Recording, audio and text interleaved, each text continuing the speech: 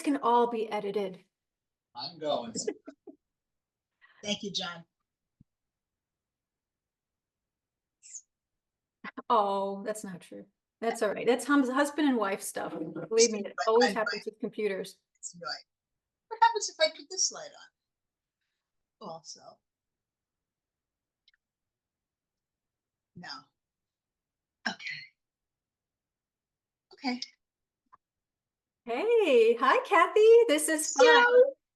So nice. Hey, nice to see you. It's so fun. We talk on the phone, but it's always nice to see someone's face. I know. And I would like you to live closer to me. I know, I know. Well, the reason why I asked you to do this was because, well, you're a good friend, and I want people to know about you. And the thing is that whenever I teach workshops, your name inevitably comes up because usually the one reason why I bring you up a lot is because of your enthusiasm, your passion for painting. I mean, it's just obvious. Everyone knows that about you. And also just the fact that so many people always say they don't have enough time. They're never going to make it. It's like, I wish I had started this when I was 20. All these regrets. And I bring you up. I mean, and you're not shy. I mean, I bring you up because I mean, you're going to have a big birthday next year. And I think that the great thing about you is that everyone you're very magnetic. People love your energy. People love your passion for art. And also the fact that you are older and your career and your art gets better every year. So whenever I teach a workshop and people say things like, I don't have enough time to get good. I always say, well, my friend Kathy, she puts the time in every single day and never says that to herself because it's really important what we say to ourselves, right? Yes. Yes. And it's very funny that you're bringing this up because I had this very same conversation with a younger friend. She's in her 40s and she's not an artist, but she does dabble and she's doing this horse portrait. She brought it to show me and I said, oh my God, Lexi, it's really good. You really need to do this more and practice more, and I'm happy to help you with this. And she goes, oh, I can't. I just don't have the time. And I'm like, you can't. There's always something that's going to make you not have the time. So you can't say that. Yeah. And it's so interesting when I look at the people that I know who absolutely make the time and how the different paths their work is taking, that they make the time no matter what. It doesn't matter. They have young children. They're still working, but they still make the time. They force it. Those are the people I think that start to progress. Yeah. What is I mean, I'm just going to get a few questions out of the way because I want our conversation to be organic. But when you teach, what is the most common question that you get? Oh, I guess one of the questions that I really don't like because it's a hard one to address is how I want to become looser. I really want to become looser. And I always say, well, what does that mean? Yeah. And I remember that Richard used to say, you don't want to paint loose, you just want your painting to look loose. And it shouldn't be a goal. Oh, I want to get looser. Or that's the main thing, I guess. Yeah, I mean, and it's interesting. What's interesting? Nobody ever says, oh, I wish I could draw better. And that's the biggest issue that a lot of people do have. Yeah, I have heard people say, oh, I wish I drew better, but it's not an exciting exercise, right? It's people want to be able to draw or paint better, but they want to skip a few steps. But I understand what you mean because I get that question all the time too. I just want to paint looser. And probably the number one thing that I tell people is, well, I know for me, when my work is starting to get a little bit overworked, or you know what I mean? We all feel that way. We touch the painting too much. Literally with our brush, we touch it too much. And what that does is it takes away any of the freshness. So how do you paint fresh? So maybe that's a better word, right? How do I paint fresh instead of loose? it's like you have to put a brushstroke down and not touch it again. And how do you learn to do that? You have to do exercises. You have to time yourself, because if you have 4 hours to paint on something, just if you think about all the little times we're noodling, but if you tell yourself that you're going to do a 40-minute painting, then you have to edit, right? So these are just things that sometimes we can tell people that, you just have to force yourself to do quicker, simpler paintings to get used to like putting a brushstroke down and leaving it.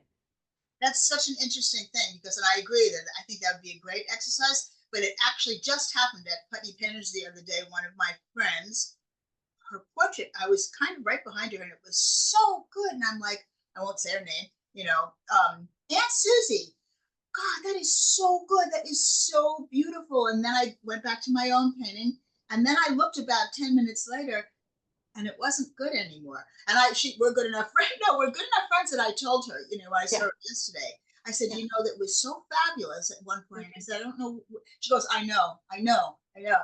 And that is like, wow, what a discipline. Like, stop, but it's not finished. So you can't, when I say finished, it's maybe not, it doesn't look like it's not a finished painting. Maybe it's Mhm. a little more of a sketch, but Right. sometimes I guess it's better to just leave it that way. But if you want to get a little further, a little further, a little further, and then Yeah. I don't know what she did, but it was not good by the time she finished. It was much weaker. Well, that's a fact, Yeah.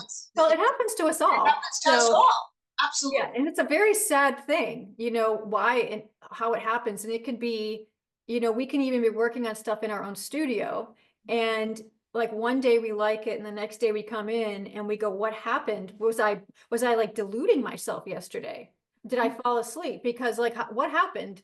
Like, Yeah. why is it so boring today? And yeah, it's not easy. And people always ask is like, will it get easier? And I'm like, well, your level gets higher. So you expect more from yourself. And so that's the problem, is that because we're painting more and we know more, we expect more. So we become more self-critical. Whereas the idea is like, maybe, I remember I had an art teacher that said, smile at your work. Now that sounds silly because, like, does that work? But the idea is that you don't be so self-critical over your work, that to actually enjoy the process, thinking of it as problem solving instead of, like a hardship or that it's impossible to learn. So, yeah, it's interesting. So you told No, your I friend don't that think you can always smile through your work, though. I mean, like I'm no, I'm telling you, like when I was doing, we did portrait on Saturday, and there was a time at one point I was almost crying. Really, I was yeah. crying. But So, like that's the thing, but is I that can we can embrace get that. we Yeah, can get frustrated.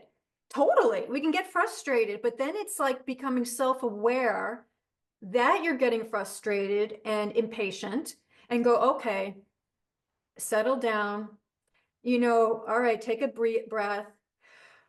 Okay, try and figure out how to enjoy this experience. And also, I'm sure this has happened to you, and it's happened to me where like halfway through a painting session, I will just think that this is pure crap. I'll start to think really dark thoughts.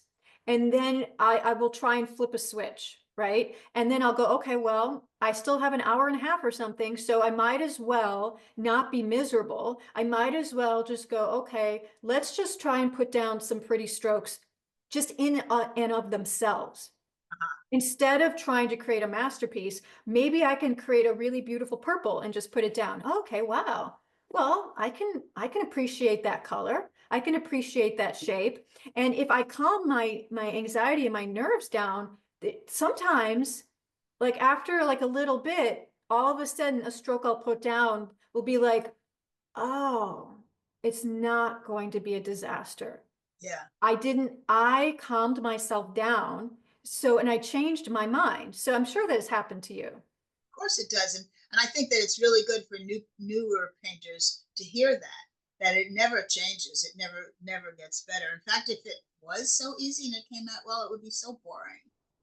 Yeah, people would give up. Yeah, People crave challenges. They crave something that is goal oriented. I mean, if it was as easy as, everyone could do it, then I mean, we want to be unique, right? We're artists. We want to carve something out, for posterity that says, I was here. These are my thoughts. This, I am different than the person next to me. And yeah, so anyways. I guess, well, I wanted to ask you a couple questions too. You know, I guess people from the outside, like they see you and you're in your beautiful studio and you have your studio attached to your house. So like you can go in there anytime. Like it's literally, you can see it from your kitchen. And on a common normal day, um, I mean, you paint almost every single day, even if it's for an hour, right? I mean, you're in your studio, you make time for it. Even if I only have, if it's 5:30 at night, we're gonna eat dinner at 7 o'clock, I'll come in and I'll just touch it. Somehow I'll just do something, but I will never ever touch a painting when I'm very tired. At that point, I would only put like a stroke or something on a painting, and I knew exactly what I was going to do. If there was any thought process, I would never do it at 5:30 at night. So, Right. but yeah, Well, I do try to do something every single day.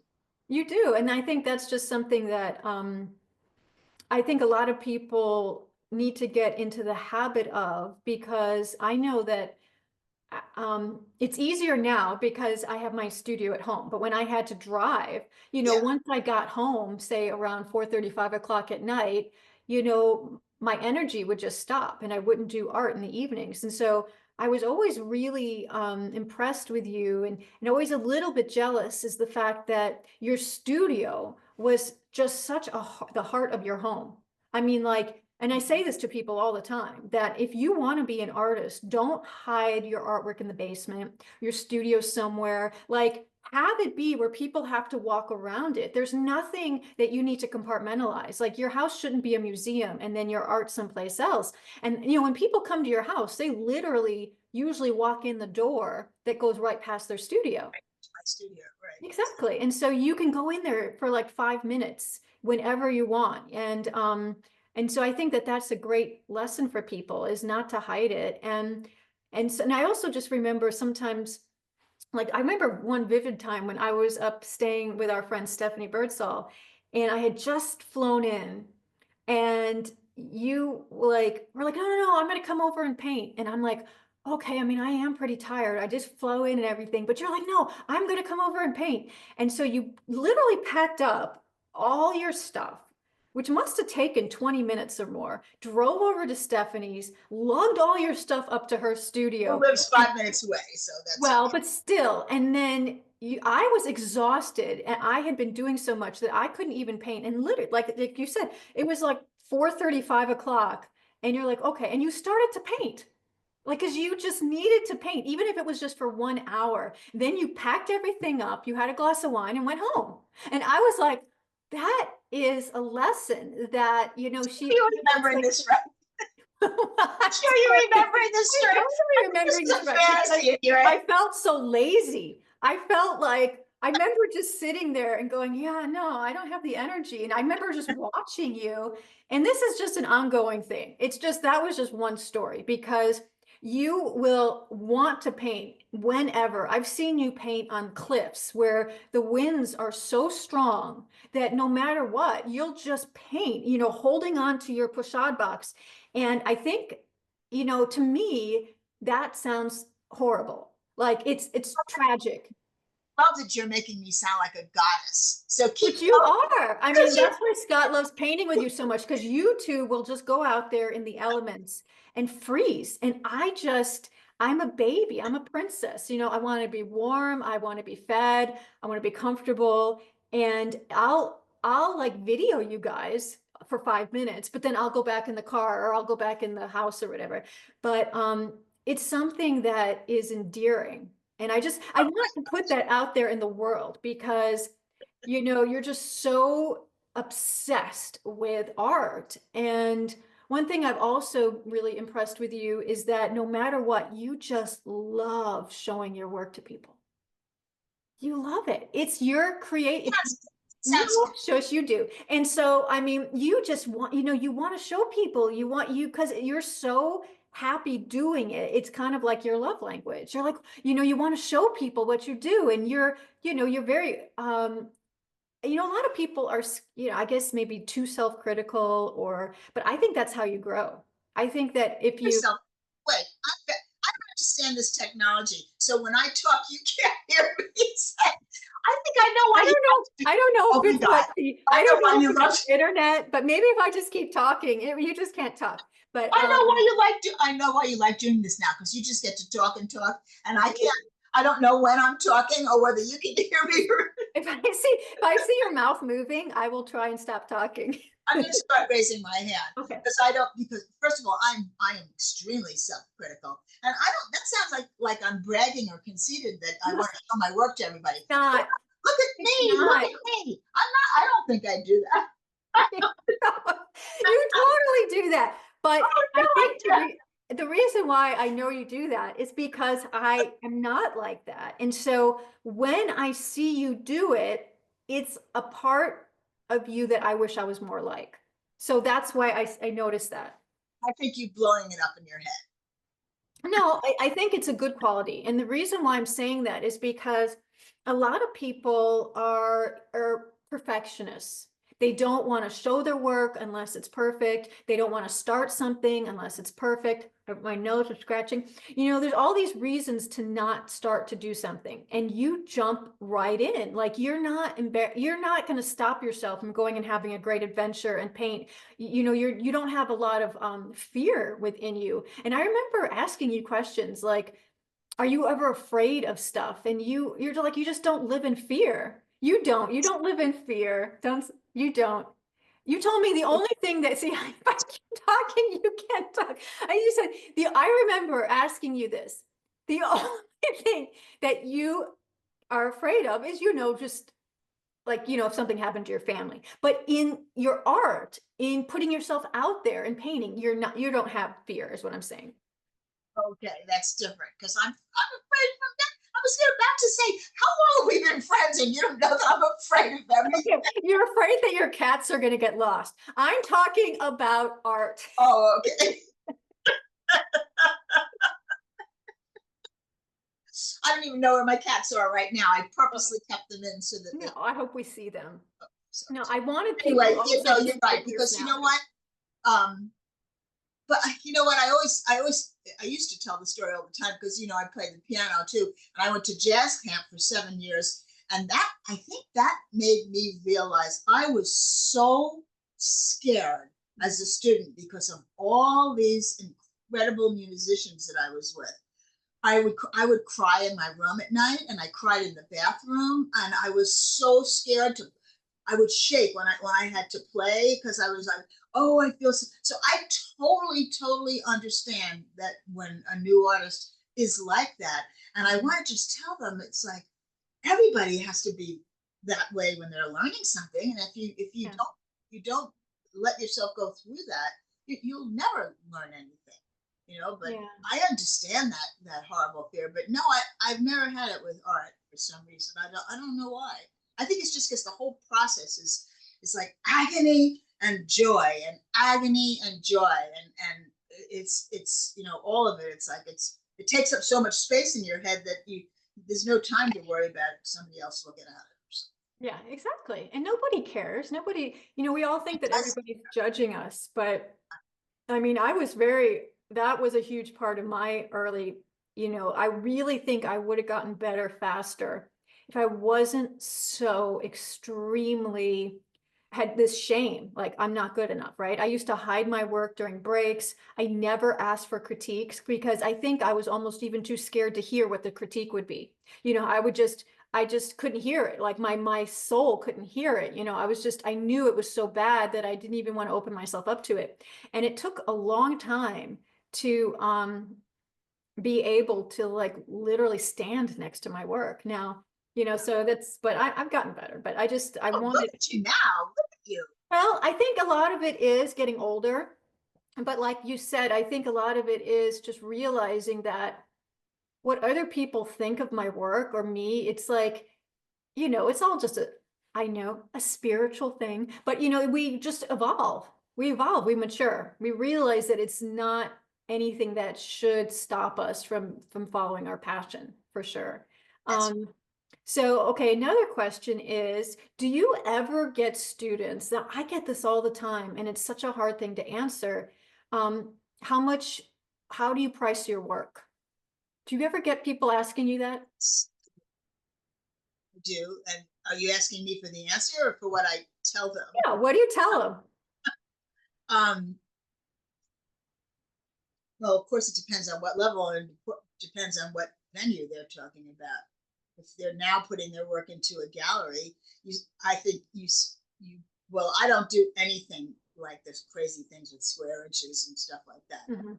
Definitely not. But I usually say you go in at a moderate price, and once you start selling at that price, whatever it may be, go up a little. Don't go up a lot, because I Mhm. truly believe that you can't. Once you start going, your prices go up. You can't go back down. That's not a It's good thing. hard. You can discount a painting. That's different than having the whole level of your paintings go down. So how to price it, it depends. If you're doing an outdoor street fair, and everybody's paintings are $400 or $500, that's a different thing than going into a gallery where they're taking a big percentage. So I totally agree. so what do you say? Is that Well, that's no, I think it's an incredibly hard thing to answer. And I don't know if I'm the best person to answer because I tend to want to sell. I tend to want to price my work to sell. And some people will say, oh, well, people won't respect you if your prices are too low. But then I'm like, well, I can live, I don't live, off of pride, so it's commerce. It yeah, really is. Paintings are only worth what people are willing to buy them for. So you have to start out with actually selling things, and you might have to just break even, or maybe even sometimes slightly lose a little bit just to get the work out. Because I truly believe for you to start having collectors, people need to start off to be able to like, um, I always say, well, are you willing? Now, I know you are. You are such a wonderful supporter of other artists, but in general, you have to ask yourself, am I willing to spend $800 or $1,200 on a piece? Am I? And most people, I think, are not going to say yes. I'm just saying, in general, most people are going to recoil and say, oh, am I willing to spend that much money on a piece of art to hang on my walls? It's rare. And so you then have to go, well, if I'm putting $800 or $1,200 on a piece of art, but then you have to think, well, you have to like think of yourself as your own collector too. Like, are you willing to put this on your wall? Are you willing to spend that kind of money? And and so I think it has everything to do with supply and demand. It's like you you start off with just trying to get people to buy your work, and that could be anywhere from $300 to $500. And right. then usually people, you have to let people become collectors, and then they'll want to collect more of your work, and then it'll be loyalty, right? Most people who buy a painting from an artist will go, you know what, I'm going to keep my eye out on that artist and see what they're doing next year. And like, oh, well, maybe I'll buy a second piece, it's like, so you kind of cultivate that. So I'm always telling people to start off low. That's what. Actually, I'm going to say that you just reminded me. That's because I have said to some artists that I know, go find a gallery where you're the best, even if it's a low tier gallery, A local gallery, you mean? and Yeah. you're the best, and get in there, and Yeah. your prices be, maybe a tiny bit higher than those. But always don't try to get into a gallery that you it's filled with fantastic artists, and you're not at that level. First of all, you can't, but Yeah. go to find the gallery where you're the best. Yeah. But your work has to be consistent to even approach, I think, professional. I mean, And it has a lot to do with how the gallery responds to your work. Because if a smaller local gallery is very enthusiastic about your work, well, then they're going to be proactive. Unlike a bigger gallery who's not making a lot of, they want to spend all their time on really, really high priced artists. But if you can have a local gallery who is like super enthusiastic about your work, well, you know that they're going to be talking about it. They're going to be hanging it up. And I agree with you completely. Yeah, definitely. It's interesting. I don't know. This is slightly off topic, but I was just asked to jury, and I just finished a show where you weren't jurying the actual paintings. You were jurying. Am I allowed to say? No, I'm not allowed to say. But anyway, the artist put in three of their works, Mhm. and then you had to jury the person on those works. But then Okay. if they got in, they enter a different work. They create new work for them. Oh. But it was very hard, extremely hard jurying because people would put in two weak paintings and then one really good painting. Mm. So then you look and you say, well, if you give that person the highest score, how do I know what they're going to put in if they get in the show? And I wasn't the only juror. It's a panel, and Yeah. just to let people know, a lot of these shows that have panels of jurors, which is so incredibly fair. I think it's wonderful. OPA does that, Portrait Society does that. And it's not, and with some of those, you don't know who the other judges are. And Mm. it really is a balanced and fair way to judge a show. I think it's fantastic. But that's what I had the hardest time with that. And also because it was an outdoor, it was a Western um, venue, there were so many landscapes. And when Mm. this is something I always say with landscapes, it's so hard to make a landscape be so stop you in your tracks and so beautiful. And when you Mhm. start looking at landscape after landscape after landscape, or horse after horse after horse, actually that's easier because you usually look for the bones, if something's Mhm. wrong with the drawing. But for the just the plain landscape, what makes that landscape stand out? And it's just trees and a field and a rock wall and Right. clouds in the sky. And wow, there's so much to think about when you're doing. um, I agree. And I think for you too, I mean, a lot of times when people are judging shows, I tell people, look at your artwork in a thumbnail. uh, Because like when you're a judge and you have like a whole page of thumbnails, now it's up to the judge to have integrity to literally go and click and make those paintings oh big. yeah, yeah, But that's you're hoping that the judge is going to do that, right? But in general, like on your phone or on a screen, they're seeing people's images this big. So it's very easy to see the better compositions, the better light and dark patterns. So if you're going to look at your own work and try and critique your own work, really look at your work on your phone. Like look at it small and because the judges are not going to be able to see the little subtleties, the tiny little brushstrokes that you think might be perfect. Oh my God, I wish they could have seen this stroke. No, they're going to see the larger light and dark shapes. So that's something that I'd say a lot is make sure that your composition is very, very strong. right. And Value structure, value yeah, and I also think nowadays too, it's just that there's so much art out there. Try and make your signature just a little different.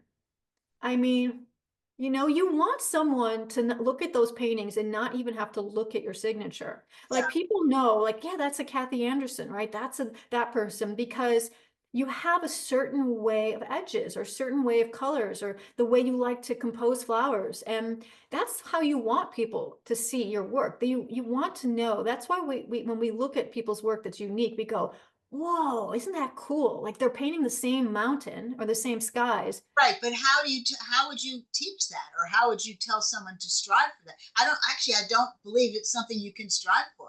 I think it has to come with your own passion of what True. you're painting and how much you love what you're painting. So Well, but I think you're a good example because you study, you have all these art books behind you. You're constantly having art books open and comparing your work to your favorite masters. So that's one thing that, people just to think about to like do master copies, but also really maybe even create a vision board. Like think about, are you attracted to more snow scenes? Are you attracted to these? Asking, I think what's really important is to literally ask yourself questions. Just ask yourself questions like, what is it that gives you goosebumps?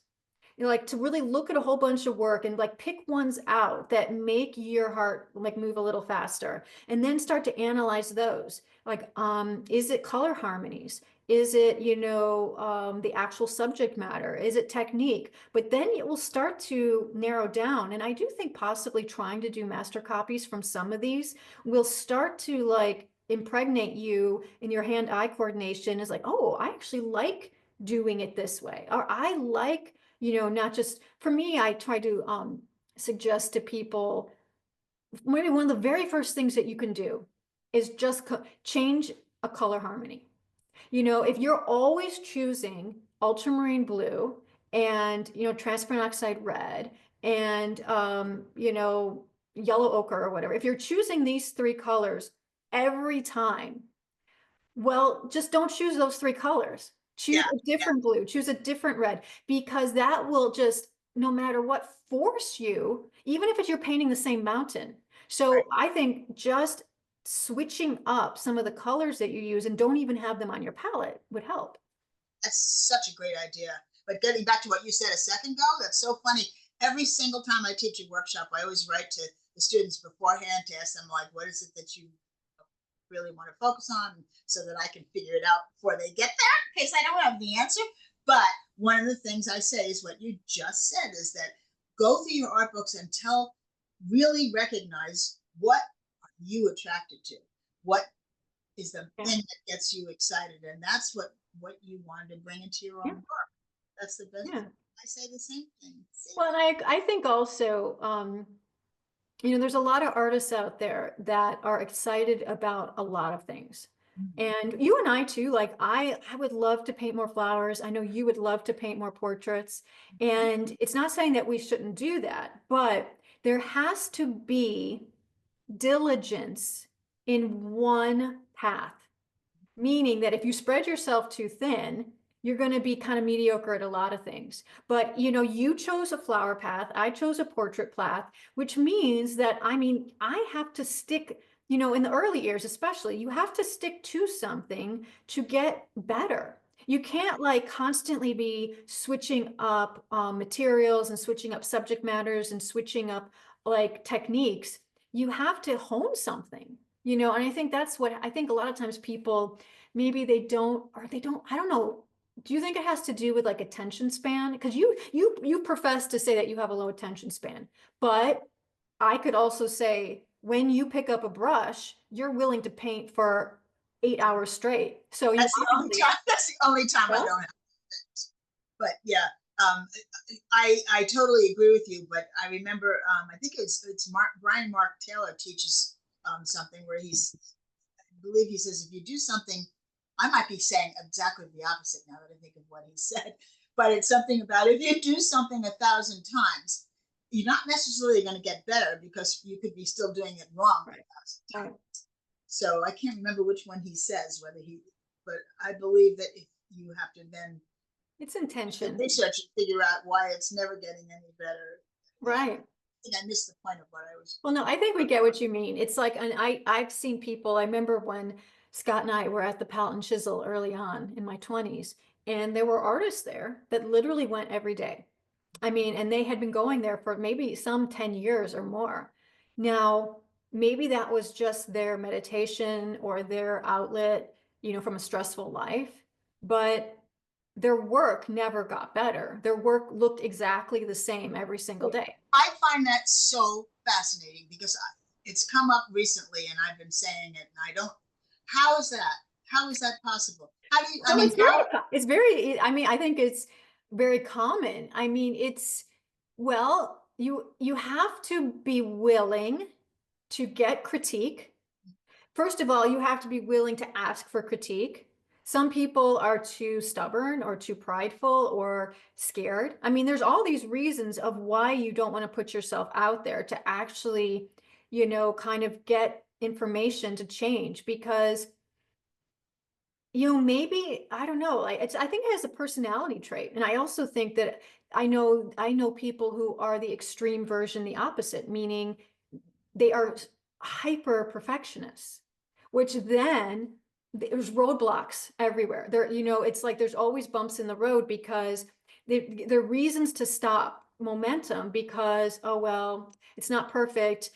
I might not look, as smart, or I might not look as this, or I might not look as talented. So okay, there's always perfectionists, definitely. And I didn't even realize how strongly perfectionists, how many there were out there. I mean, it's a real issue to not want to, like, public speaking, or to like teach, or to put your work out there, or um and I don't even know how you get over that. And maybe one of the first things is to actually admit it. You have to be self-introspective. This is a very deep and different conversation because I really want to delve into it and find out, is it, I hate to even say this, but is it possible that some people absolutely, no matter how much they want it and study and practice and everything, they just can never get it. They just will never, I hate to use the word get better, but they will never progress just because, is there really something like There's a block for level of sure. talent, or do you think you could truly teach anyone? I think, what I also came to the conclusion is, for so long I was comparing myself to other artists, and I was seeing other artists become very successful. So like the rest of the world, I would see, well, what kind of materials are they using? Oh, I'm going to try that. Or what kind of compositions and colors and the way they're posing models? Oh, I'm going to try that. So when we see somebody else succeed, and we crave that feeling of being successful, and kind of like, oh, look at, then of course we want that feeling. But then when I'm trying somebody else's style, and it's like trying to push a square block into a round hole, then I'm like constantly butting up against, it's not my inherent thumbprint. Now, people always say, well, you and Scott paint so opposite. And I'm like, I wish I was a chameleon. There are artists out there who are just able to copy other people's styles. They're like probably people who can just speak 6 languages, right? They can see a certain way of painting and they can do it. I just can't. I actually do feel very limited in that way. But I had to come to the realization that that wasn't my journey, my path, I don't know how else to say it. And just be okay with that, and go, okay, What do you mean? What do you mean? What wasn't your journey to paint like my something? journey wasn't to paint a certain style and certain subject matter that was incredibly popular. Yeah, So I had to be like, I kept trying all different ways to do it. And it was so painful because I just wasn't, it wasn't natural for me. So I'm still trying to figure out what is natural for me, right? But once I actually admitted that I was trying to do that and it wasn't working out, well, I did kind of let myself off the hook a little bit and said, okay, well, instead of like trying to reach for this goal of being super successful, why not agree to the day-to-day joy of just saying, well, I'm just happy where I'm at. I'm yeah, happy where I'm happy just, experimenting. I'm happy with the things that I'm choosing to do. And it's a lot, you have to ask yourself a lot of questions, because I've had to do that, where I had to go, if it was the last, those kind of hypothetical, like if I was stranded on a desert island, or if it was the last day on earth, all those kind of silly questions, what would I do? And I did have to, it's kind of like you have to sit and you have to allow that answer to come in, and you go, well, I think it is a portrait. I think it probably has to do with something that's more of like a dry media, a drawing or something like that. If it was the last thing I had to do. And then I realized, oh, okay, well, then I guess I don't have to keep asking that question. I know the direction I need to go in. But these are questions that we all kind of have to ask ourselves, because it's too hard when you see other people being so successful. But I mean, did you always know like that gardens and flowers were your, like, you just knew it? Tell me. it's funny you were saying that because do you know how much I love tonalist paintings? I love tonalist paintings. I was thinking of a Michael Klein still life that was all grays and browns, and it was so beautiful. I love that so much. I literally could not do it. I should force myself to just copy, but if I did that painting, I would immediately, before I finished, have to put in like an orange tulip or something ridiculous. You know what I mean? I can't seem to finish a painting without, except for my lions, of course. The lions are different. That's because, I'm so in love with the animals and they're Because little. you did the lines more of like a brown color. The lions are a total. Yeah. And I forced myself, and that goes back to what you said earlier too about using a different palette. I don't think there's any transparent oxide red in that painting at all, but I did use a different palette. So that's painting is different. But if you look around my studio, I'm forced to put something like a flower or something.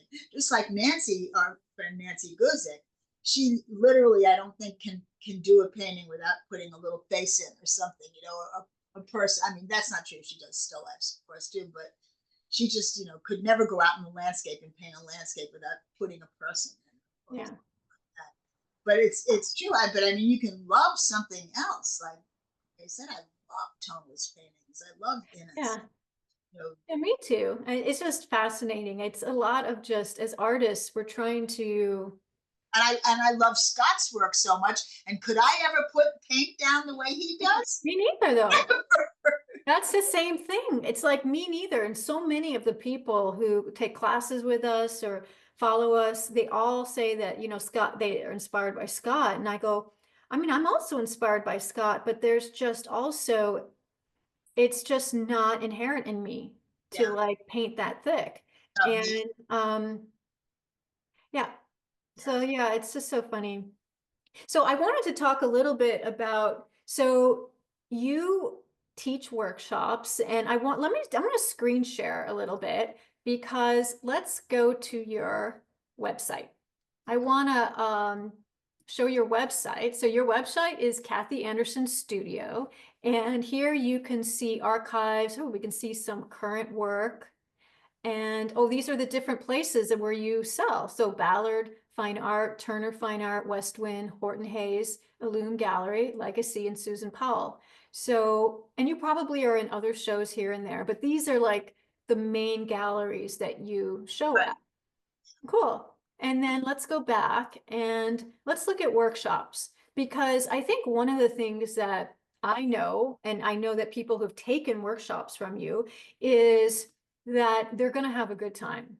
I think that people can be intimidated to travel and do workshops, and I know workshops can be a lot of money, but if you're going to take a Kathy Anderson workshop, I've never heard someone say they did not have like the greatest time because you just make everything fun. You're always laughing. I think that the energy of a workshop does come from the teacher. Is the teacher, friendly? Do they give a good advice? Do they give you a lot of attention? Are they happy to, are they fun to be with? Do they love to tell stories? And so I know you do great workshops. So you're going to have a workshop in Scottsdale Artist School in February, Kinsler Studio, which is kind of near your house in Connecticut. And then I want you to talk a little bit about Landgrove because I know that Landgrove might be your favorite place to teach. The Landgrove Inn is a 200-year-old inn in Vermont. And what I love so much is that all the students stay there. Well, you have the option of commuting, but almost all the students stay there. You eat breakfast, lunch, and dinner together. We have great conversations. There's an incredible pub downstairs, and Yeah. usually my workshops we have a pajama party one night. This year we played cards and gambled LCR, the dice game, every night. It is. So the inn is like something that I tell It's people, like, it looks like it's right out of Norman Rockwell. and Sue has taught Yeah, me. I mean, I've been there twice, and let me say, you're not going to be on a diet because it's like a four-star restaurant that they feed you breakfast, lunch, and dinner.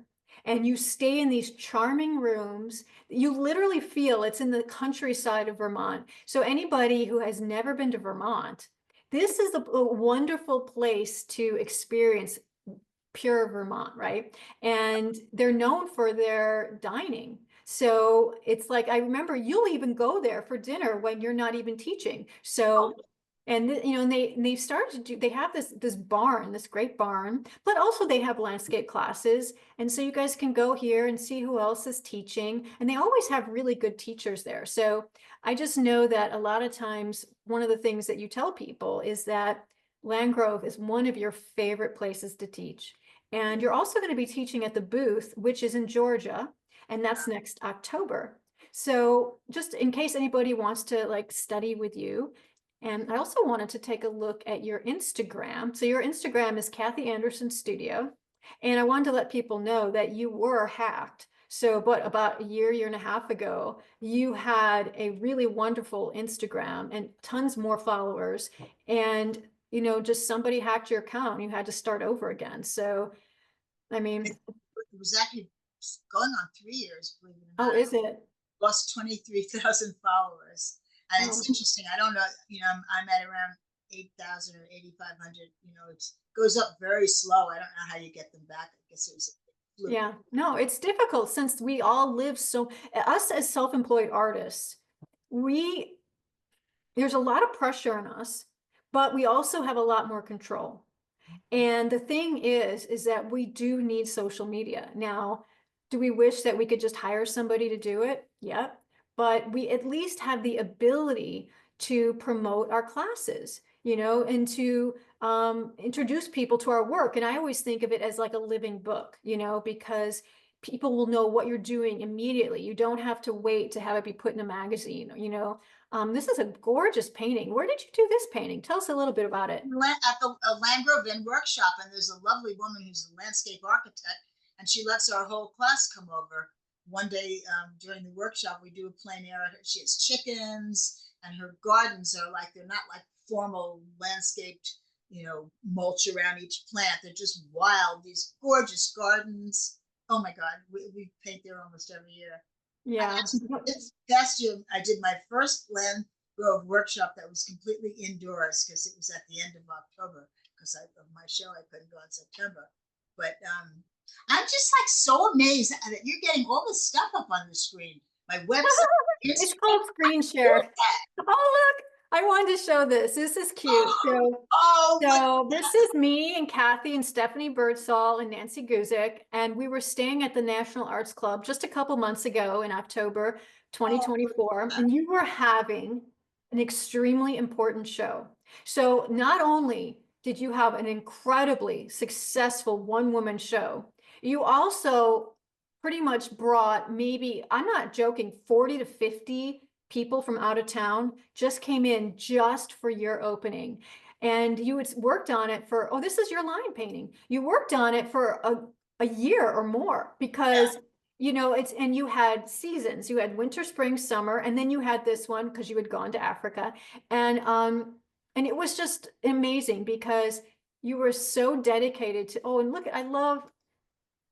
see that. I love Instagram. Here's you and your husband, John, and this is in the same room that you're in. It's just a different wall. And you're showing one of your large paintings and how you have a gallery wall behind you. Um, yeah, so I recommend you guys follow Kathy. And I just thought and you love to paint. Look at this. You love to paint outdoors and in your garden. And you're one of the few people that I don't know how you do it because I've tried where you'll start a painting outside and then, for whatever reason, weather or you can't go back, and then, or a still life in one location, and then you will somehow finish the painting in your studio. And it's like you're a genius. I don't know how you do it. It's very hard. So it's interesting because when you go to, it's not always very hard, but when I go out on location and do paintings, I have so many plein air paintings, as we all do in my studio, that are not finished. A lot of them I have a lot of, oh, that was our trip to Scotland last year. A lot of them, when I get back to the studio, I can't get that energy back, so I It's never hard. finish. See, I This never. is so you and I and a bunch of like Simi and Scott and Richie Carter and some other people went to Scotland, and you were a trooper and you hiked I don't know, a few miles to go paint this Did. See, abandoned castle. that's a fantasy story in your head. I did not hike a few You miles. did it? I thought you guys had to like walk a far distance. So a little distance, not a few. Oh, okay. I thought I was sick, so I had a horrible cold. I wasn't able to go. Wow, look at this painting. It's 50 by 40 inches. Kathy, that's pretty fantastic. That is amazing. Yeah, that was a long Where time. was this painting done? That was my son's ex-girlfriend. It was at her house. And interestingly, that house was brown. It was wood, and I changed it into a white. But I didn't I start it. This is a studio painting, but I did a plein air painting at her house. But this is completely indoors, studio painting. I love it though, because yeah, obviously you took all the knowledge that you have from painting outdoors. Because if you That's only what we need. painted from photos, you would made all the darks black. You would made, it would have been incredibly hard to understand atmosphere. And I just love how you took all of these different flowers and made this fantasy, you know, and I love the fact that you changed the color of the house. And that's something us as artists, we need to do. We can take artistic license and we don't have to paint exactly what's in front of us. This is one of my favorite paintings. Oh my God, I love this painting. Thank you. That was in Nancy Guzick's garden, actually. Yeah. And you Yeah. know what?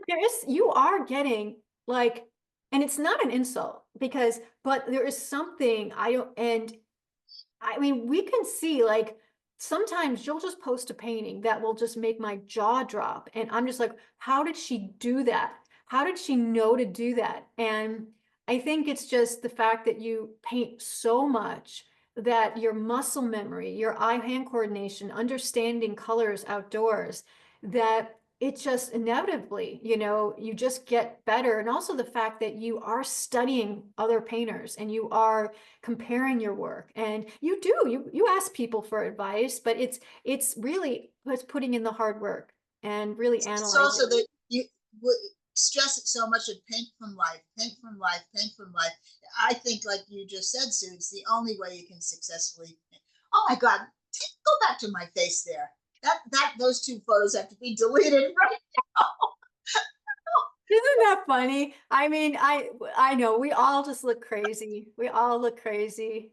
But I just wanted to kind of scroll down and just show all you do lots of little paintings and then you do giant paintings and you do everything in between. But your passion is flowers, your passion is gardens, and your passion is to travel and to paint too and to, experience and be out there. Like you're not one to just go and sip wine and travel. You will bring your paints everywhere, like no matter what. So, That's true. They go with me everywhere.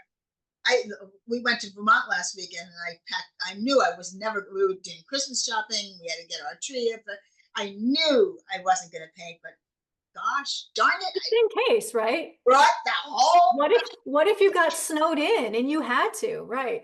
family. You never know. You never know. I know. Yeah. I know. So tell me, what are you most excited about 2025? You know what I'm excited about right now? I cannot wait to start working on these portraits. Nancy we're so lucky with Putney Painters. Um, we're so lucky that so many of us have been together for so long, and everyone is so passionate. And we had this amazing conversations at lunch. But Nancy did a demo on Saturday, and it was fantastic. And I'll show you my painting.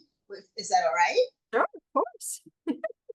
It's not that good, but we only use transparent oxide red and white, and Oh, okay.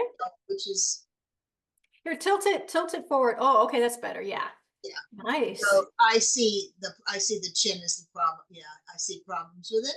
And but I was and I actually said this at least 25 years ago when I first started doing portraits, but only at Putney Painters, and I never worked on them in between.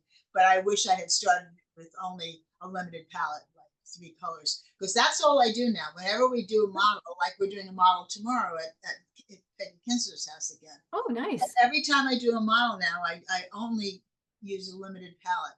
And it has changed my life as far as if I wish I had done that so many years ago, because, and Scott actually told me that too, that when he was didn't use Mhm. color, being taught at the beginning, Yeah.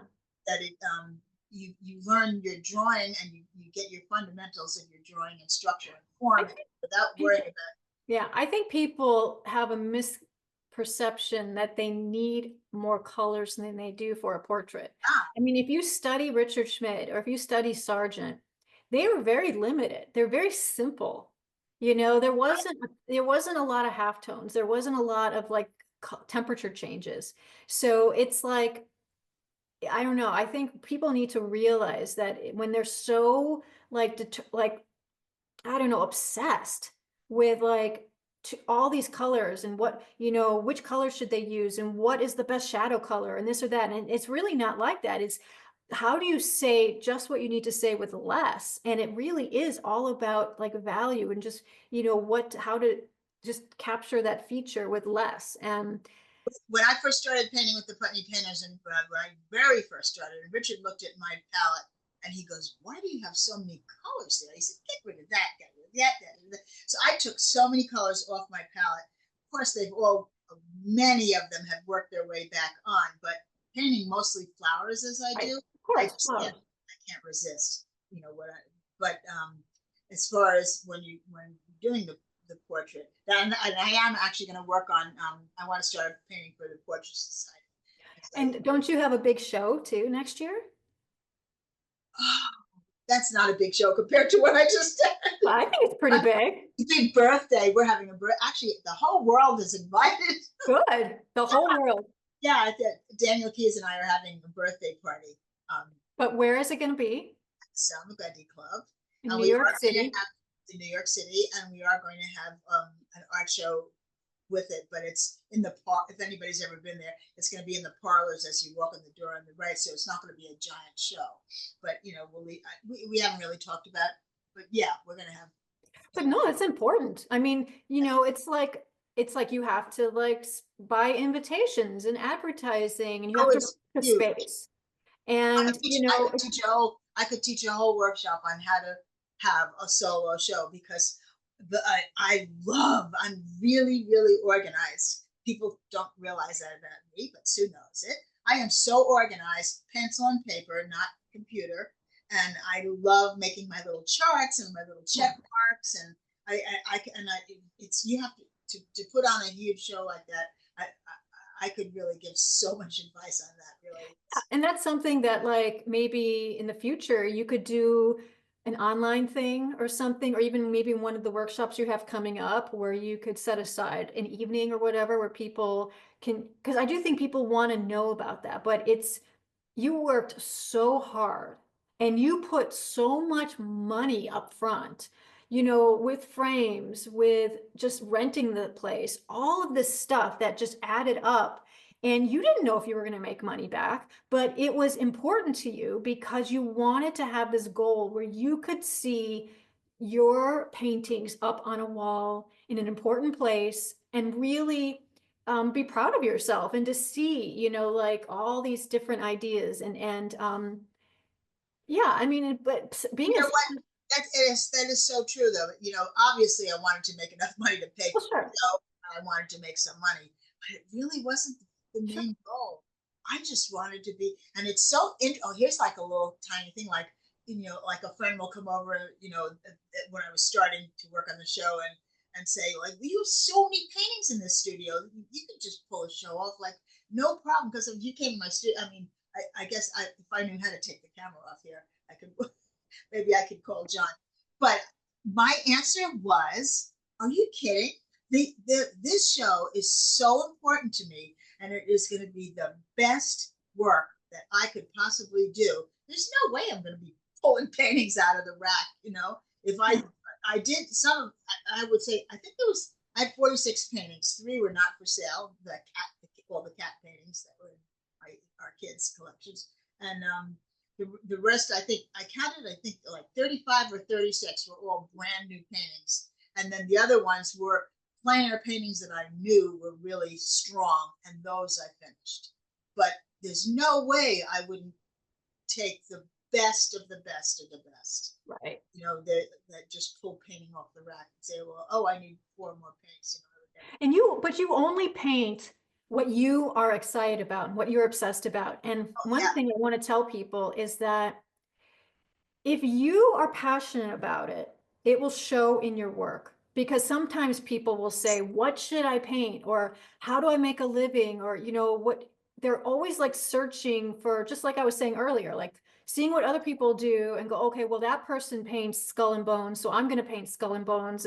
But if you're not, it will show. It's kind of like, I think, kind of like AI, right? People can feel it if it's real or not.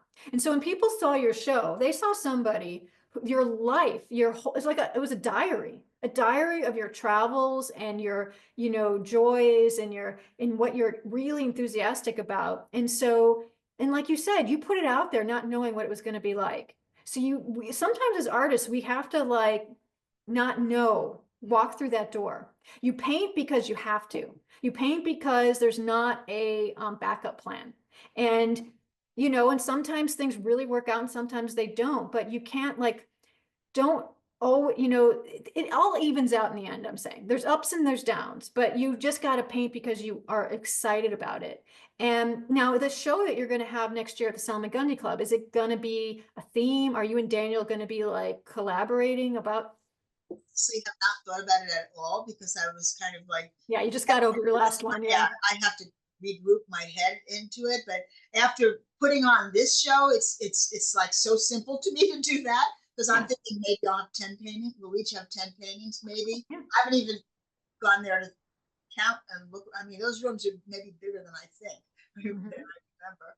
But maybe I'm actually being foolish to not. No, I think wait until in January, February to start thinking about that because yeah, you need a little bit of downtime from this last show. But so yeah, you have a big show to work for. You have a But I can just handful say, of I just want to say one more thing about entering Portrait Society. oh, uh-huh. That, I don't know, many of you people that are listening probably, Sue is like the premier Yeah, portrait.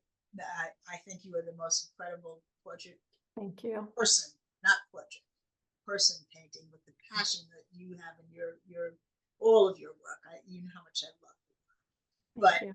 for me, I entered Portrait Society 2 years ago, and it was so funny because I started this painting, and my first thoughts was, no way I'm going to get in, but I really wanted because I go to Portrait Society every year, and I wanted to really enter. And then as I was working on my painting, and it started like, oh, maybe this is kind of. I wonder if I'll make the 50, the 50. And I started getting so, and then I started liking it more and more, and God, could you imagine if I was a finalist? And by the time I got the painting entered, I don't even remember what my feelings were. Of course, I didn't even get the nice try.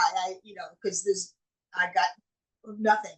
And the same with this year. Now I'm like smarter and realize this. I have no chance when you go to the convention. You never It know. doesn't. It doesn't matter to Right. me that whether I have a chance or not.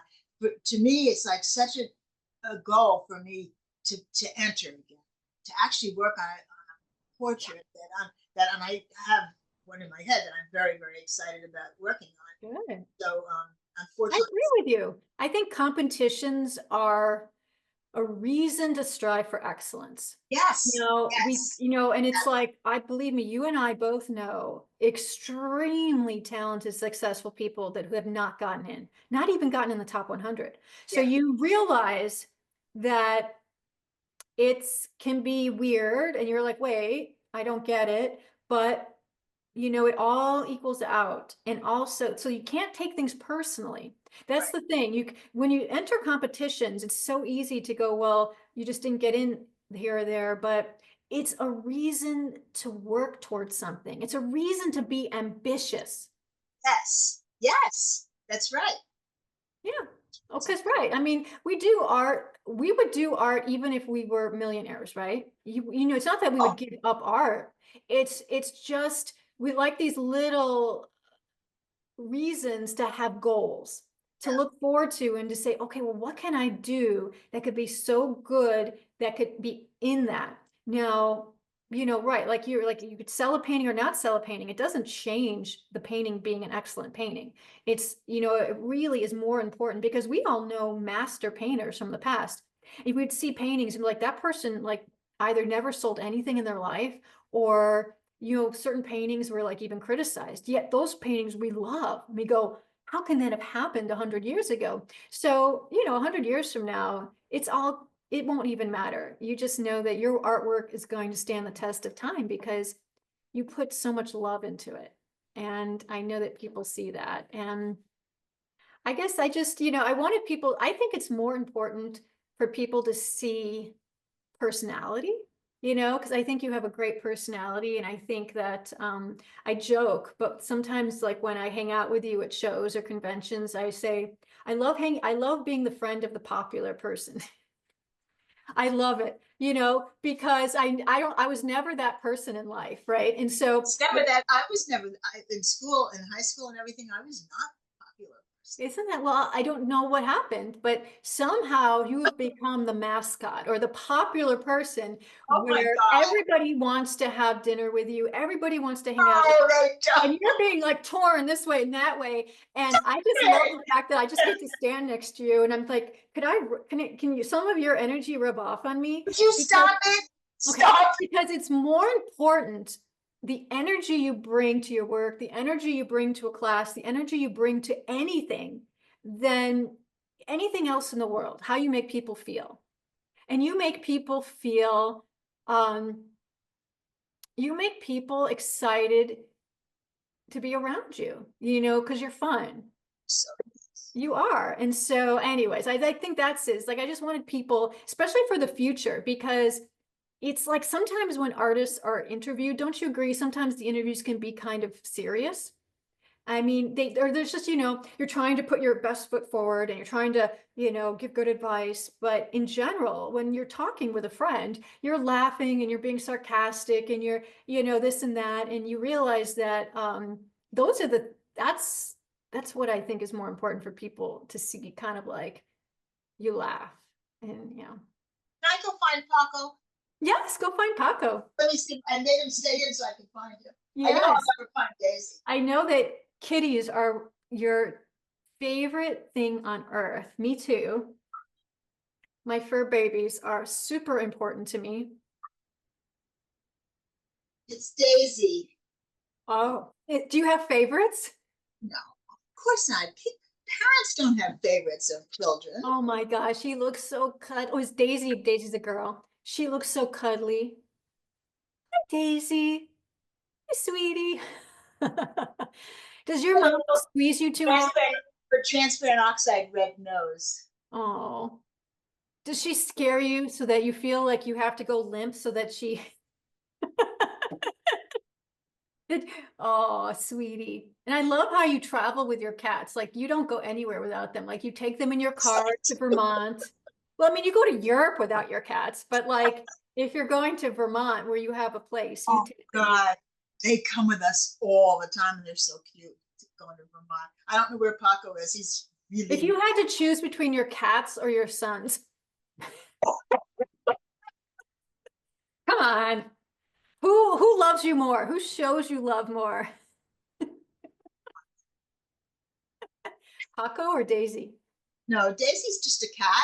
Oh, Paco's real. so Daisy is just like a lump that's there to like sit and be cute, See, but when we come home, if we're away, like, and Joni, my sister, reminds them, Paco's like, "Where have you been?" Like, "Oh my God, he's so happy." Daisy doesn't even know we're gone.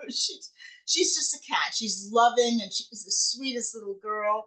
oh, that's good. She doesn't, she doesn't have that same. Yeah, cats. You tell Cats her are not all the she's same. Cats not. are And different. how's Like, your little pig? How's your little well, I piece? was saying we have Theo and Fig, and they're different. And then they're different with all the other dozens of cats I've had in my whole life. I mean, they have specific personalities, and so you can judge all cats by one cat. Yeah, but no, Theo and Fig. Theo is definitely my spirit animal. So he I really. guess Paco's. Aw. Well, what are you gonna do the rest of the day? I have a lot to do. Oh, What? oh, you want to see the cutest thing for a little Cindy? Everybody knows who Cindy Jackson is, of course, from Rose. Workshops in I Yorkshire. have to show you what I'm doing, John. What John built. I bought a little Christmas present for Isla. Oh, it's Paco. I bought these little rubber sheep. They're so realistic because they have all the sheep in their backyard. Oh, they're like little rubber, little rubber oh, like animals. little toys. Yeah. Uh-huh. Very realistic looking, but and they're little sheep. They're about, of course, that's pretty stupid because she's 2 and she'll probably choke. Yeah. Yeah. Look what John built for them. Oh, like a little corral for And like a this is little. so here's an art lesson. This is an underpainting of yellow ochre. I have to use acrylics, and now I'm going to paint grass on top of it, and that's Oh, how my sweet. lesson. Look at how didn't he do an amazing job? Yeah, it's really adorable. So I'm going to do that, and I'm going to make my last batch of cookies, and then I'm going to come in and I want to finish that portrait, the transparent oxide red and white. I want to do that portrait and something else to do. I can't remember now. And I'm But yeah, sleeping. you're But in your wait, I'll get studio. Paco because Paco's here. Oh, Gatsy Paco.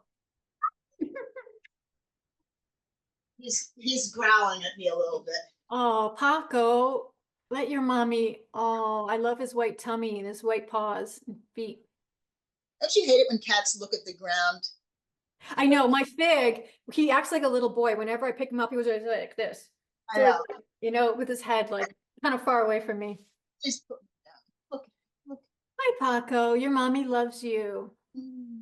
You don't know how loved and famous you are. What a dirty look he's giving me. I know. He's giving me like why is this happening? I have to put up with this for food. I know. I have to kiss and hug my cat. Okay. Yeah, stop.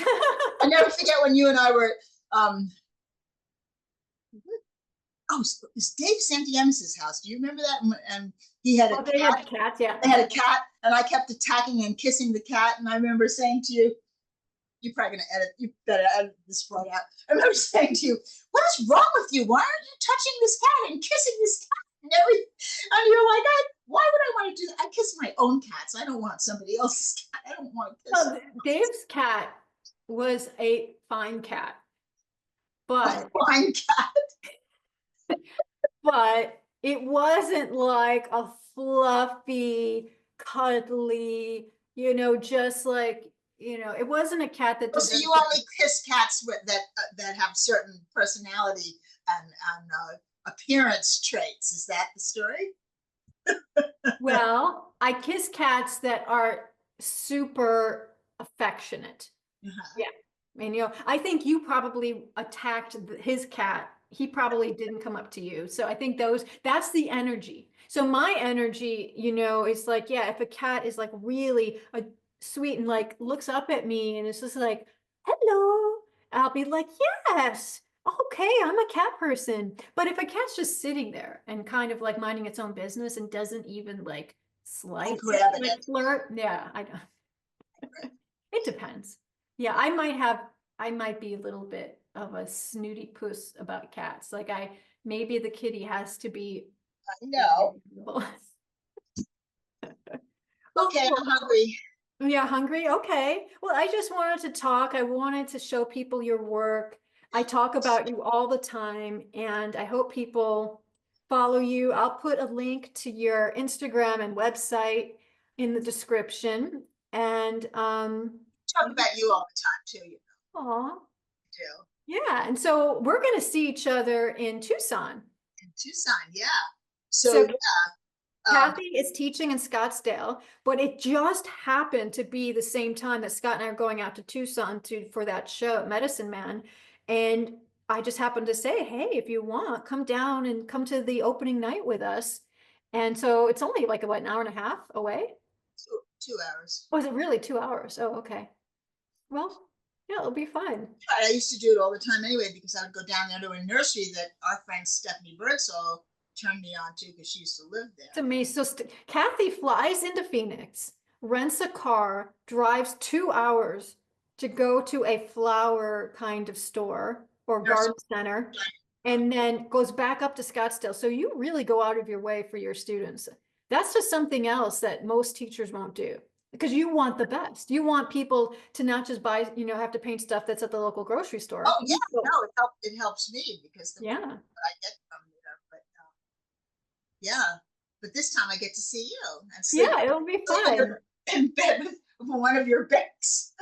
Yeah, we'll see. We'll figure out the sleeping. We'll figure it out. But that's cool. So, because we don't see each other that much. I mean, and so we're always trying to figure out when are we going to see each other next. So let's see each other in February, and maybe at the Portrait Society. Hopefully. Okay. Well, it was so nice to talk with you. You too, Sue. Maybe we'll do more like in the future when you have things to talk about. We'll, just look how easy these things are. Technology is so easy. Do you think somebody will want to listen to this though? Well, you know what? Why not? They'll paint. I Yeah, think artists or people who are driving can yeah, just listen, and zone out and paint along. yeah. Yeah, Right. I it's love you too. okay. Love you too. I'll talk to you later. Okay. Bye. Bye. Bye.